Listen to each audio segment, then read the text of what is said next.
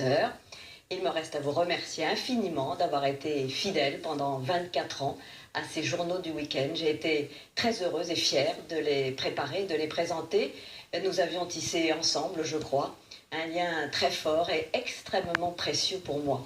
Et je ressens aujourd'hui une immense tristesse de devoir ne plus assumer la mission que m'avait confiée Francis Bouygues. Je remercie la rédaction de TF1 pour son très grand professionnalisme et son humanité. J'y ai puisé un appui sans faille, sans lequel je n'aurais bien sûr rien pu faire. Avec tous ces journalistes de grand talent, j'ai toujours tenté et je me suis efforcée de vous informer le plus complètement possible, tout en ouvrant le journal sur des univers de respiration, de culture et quelques-unes de mes passions personnelles. Je remercie mon équipe la plus proche qui m'a portée jusqu'à ce dernier dimanche et avec qui j'ai partagé aussi les doutes et les épreuves, aussi bien que les satisfactions et les récompenses. Je souhaite à Anne-Claire Coudray, qui sera là vendredi prochain, tous les bonheurs que j'ai eus à travailler pour vous. Un nouvel élément dans la traque des meurtriers présumés de Chapeau Bakhtiar. C'est donc un bilan terrifiant. 2 avions se sont abattus sur les tours du World Trade Center. Mais découvrons tout de suite les images que l'on n'attendait plus de Saddam Hussein, vieilli, transformé physiquement. Le pape Jean-Paul II est mort hier soir à 21h37 après une longue agonie. Un musicien, un danseur, un showman hors du commun. Michael Jackson est mort. Très bonne, très heureuse année 2000 à vous tous.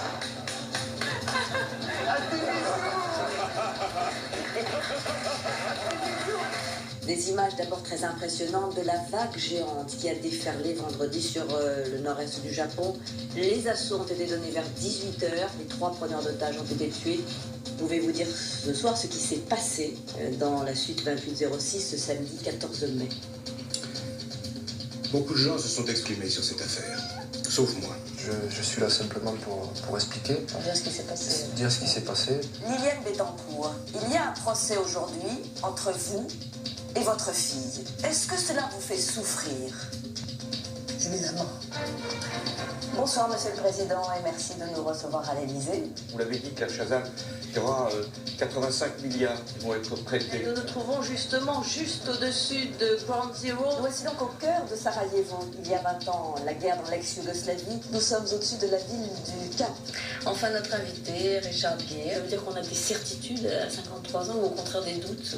Tout ce que je sais, c'est que je ne sais rien. Qu'est-ce que ces créateurs vous ont apporté? Bonsoir Claire, ça fait longtemps qu'on s'est pas vu. Bonjour Claire. Merci beaucoup de nous recevoir dans votre maison de Los Angeles. Voici un cadeau pour vous. Oh, merci. Je peux me permettre de vous dire quelque chose? Bien sûr. Je vous trouve d'abord très très jolie et vraiment très sensible. Laisse-la tranquille. Dégage.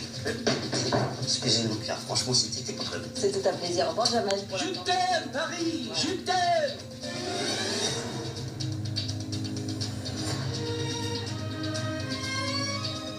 C'est la fin de ce journal. Merci de nous avoir suivis et merci de votre fidélité.